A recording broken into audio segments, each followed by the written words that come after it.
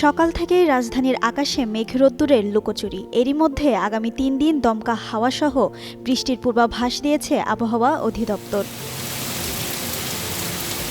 বুধবার সন্ধ্যা ৬টা পর্যন্ত দেওয়া পূর্বাভাসে বলা হয়েছে, রংপুর, ময়মনসিংহ, চট্টগ্রাম ও সিলেট বিভাগের অনেক জায়গায় এবং রাজশাহী, ঢাকা, খুলনা ও বরিশাল বিভাগের কিছু কিছু জায়গায় অস্থায়ীভাবে দমকা হাওয়াসহ হালকা থেকে মাঝারি ধরনের বৃষ্টি বা বজ্রবৃষ্টি হতে পারে।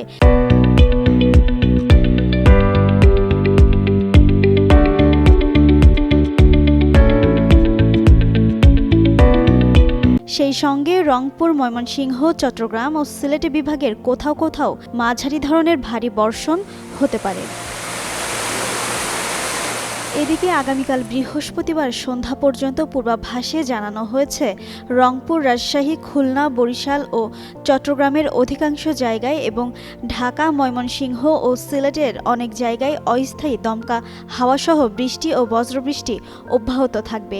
সেই সঙ্গে দেশের কোথাও কোথাও ভারী থেকে অতি ভারী বর্ষণ হতে পারে। এ সময় সারা দেশে দিনের তাপমাত্রা সামান্য কমতে পারে, তবে রাতের তাপমাত্রা প্রায় অপরিবর্তিত থাকতে পারে। আবহাওয়া কার্যালয় বলছে, মৌসুমী বায়ু বর্তমানে বাংলাদেশের ওপর সক্রিয় এবং উত্তর বঙ্গোপসাগরে মাঝারি অবস্থায় রয়েছে। জিনাত আরা ঋতু, যুগান্তর নিউজ।